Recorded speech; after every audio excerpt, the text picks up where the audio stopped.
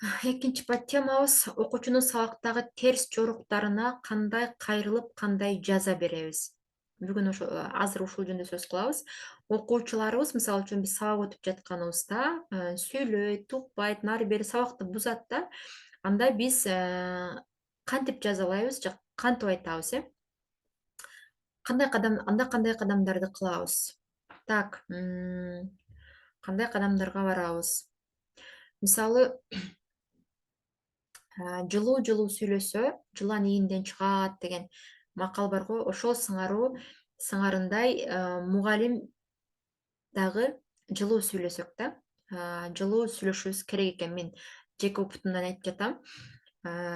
Бир притча бар го. Притча менен сөздү баштагым келип турат. Бир хандын түшү деп аталат. Хан түшүндө 32 тишинин баары түшүп калат экен да. Анан ал тишинин түшүп калгандыгы билсеңиздер керек, бул притчаны. Бардык жакын адамдарынын өлөт деген түшүндүрмө менен жорулат го, түштүн жорулушу.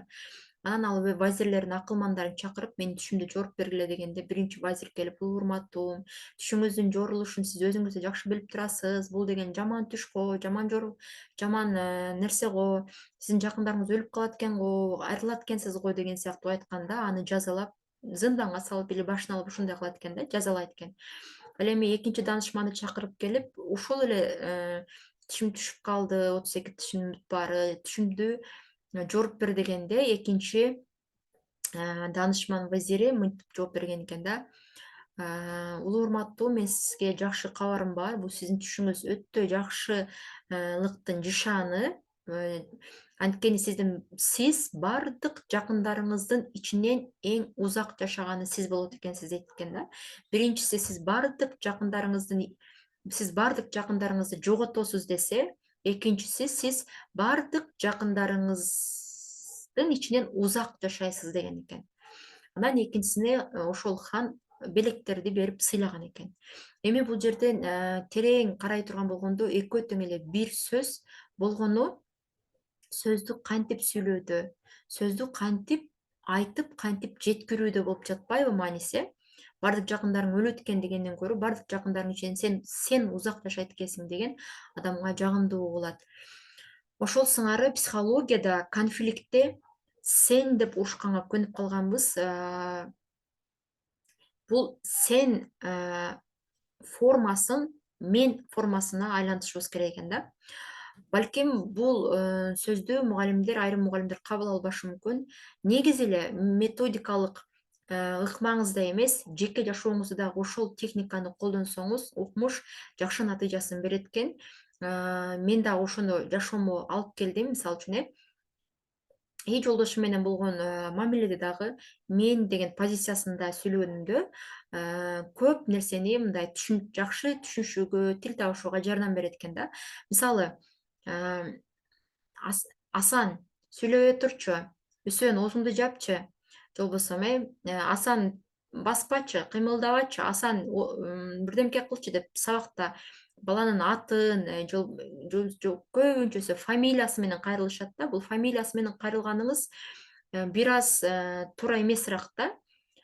Баланын аты менен кайрылган жакшы экен. Мисалы үчүн Асанов жөн эмес, Асан жөн.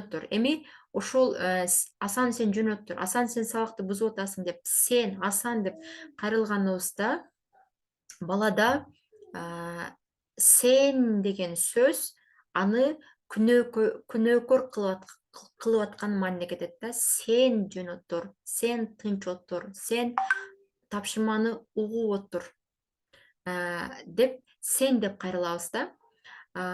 Бул учурда сен деп кайрылганда адам эч качан күнөөлүү болгусу келбейт. Күнөөлүү адам сөзсүз актанат.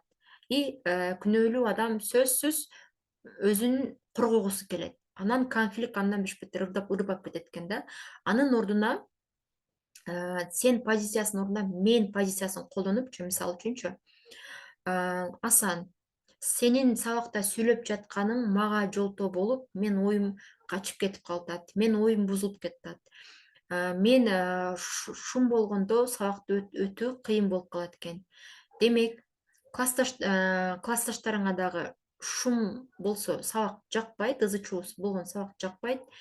Кел неме тынчтыкты, сабакты сактайлык деп айтканыңызда, бир топ балага жеңилирээк мындай, бир топ баланы мындай күнөөлөө эмес, ситуацияны түшүнгөнгө жакшы жардам берет экен да.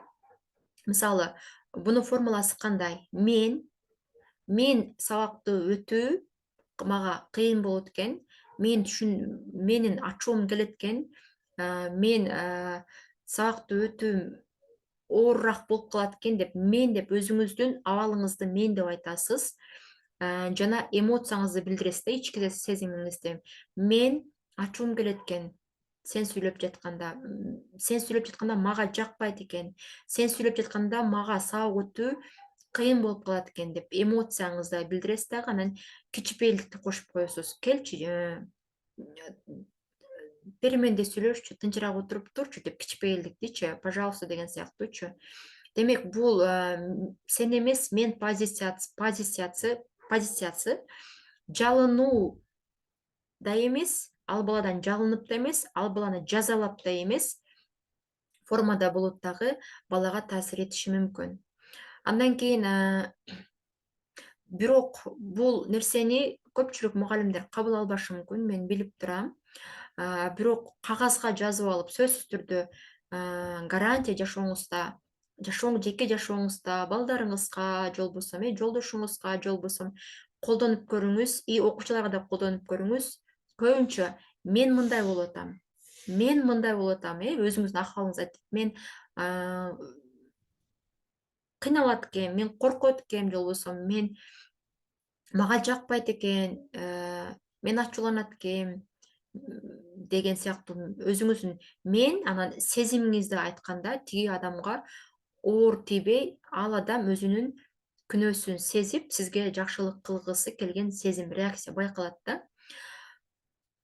Негизинен педагогдор көбүнчө биз дайыма каттуу, ачуулуу болгонго көнүп калганбыз да, ушундай каттуу, ачуулуу стереотиптерди колдонобуз. Асанов тынч отур, Үсөнов сүйлөбө, оозуңду жап деген стереотиптерге түшүп калганбыз да, авторитардык режимди колдонууга аракет кылабыз. Бул туура эмес. Авторитардык режим азыркы заманбап өспүрүмдөргө такыр туура келбейт деп жеке өзүмдүн атымдан айтам. Анткени азыркы балдардын кругозору укмушу өсүп жатат, өнүгүп жатат.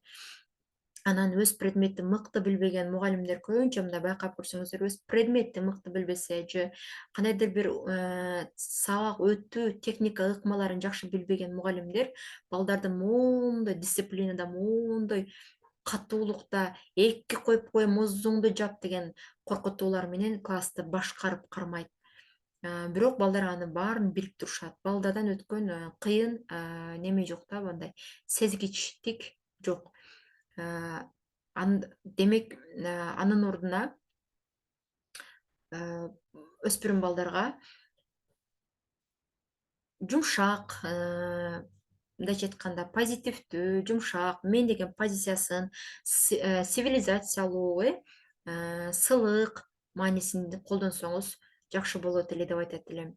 Жана айтып өткөндөй, мисалы үчүн сүйүү жетпеген балдар бар, баягы любовь с минусом дегенчи. Эмне үчүн чоң эле өспүрүм курактагы балдар класста шоктук кылышы мүмкүн, хулигандык кылышы мүмкүн, рекеттик кылышы мүмкүн. Анткени аларга сүйүү жетпейт, мээрим жетпейт, үй бүлөсүнөн, ата энесинен сүйүү жетпейт, мээрим жетпеген да. Алар кандайдыр бир башкалардын көңүлүн өзүнө бурдуруу максатында хулигандык кылышы мүмкүн. Башкалардын өзүнүн көңүл бурдуруу максатында сиз менен конфликтке барышы мүмкүн. Башкалардын көңүлүн бурдуруу максатында сиз менен чатакташууга, сабакташоктонууга жана башкалар менен дагы чыр чатакка барышы мүмкүн. Демек, ушундай көңүлү өксүк балдар, жана ошондой эле мигранттын балдары, ушундай болсо эмес, жоопсуз сүйүүгө кабылган, стресс, өзүнүн келбетин кабыл ала албаган балдарга биз сен деп дагы баягы мектептен дагы баягы чыңалуу, напряжение берип турсак, эмоционалдык чыңалуу берип турсак, сен деп күнөөлүү берип турсак, балдарды дагы да кысып коебуз, и балдар көтөрө албайт. Өзгөчө өспүрүм курактагы балдар өздөрүн чоң адам катары сезишет. Өспүрүм курактагы балдар өзүнүн чек арасын биле баштайт, өзүнүн чек арасын койбой баштайт дагы. Анан бул балдарга сен деп күнөөлөгөн же болбосо ушул критикалаган, мугалимдердин критикалаган, адамдык абийирине, инсандыгына шек келтирген сөздөрдү көтөрө алышпайт. Э, Ушундай өспүрүм курактагы балдар чоп-чоң эле жигит болуп калганына карабай, чоп-чоң эле кыз болуп калганына карабай, кадимкидей мугалимдеринен дагы, ата энелеринен дагы сүйүү күтөт. Жылуу, жумшак, түшүнүктүү э, болуп, мындай сүйлөй берсеңиз баардыгы сизге карап ыңгайлашат. Ошондой эле эч качан конфликт учурунда үнүңүздү бийик деңгээлге көтөрө көрбөңүз да, мисалы үчүнчү. Үнүңүз бийик чыкпасын. Окуучунун үнү бийик көтөрүлсүн, мугалимдин үнү бийик көтөрүлбөш керек экен да. Канчалык үн бийик көтөрүлсө, ошончолук мугалимдин авторитети түшөт жана мугалим айласыз, акыбалсыз абалда чыгуу ситуациясын жолун таппай калганда гана, мындайча айтканда, коркуктук абалга барып калганда бир гана кыйкыруу жолу менен ошол ситуацияны жеңем деп ойлойт экен. Дагы эмне деп айтсам, ошол, буну да өзүнчө сактап коеюн.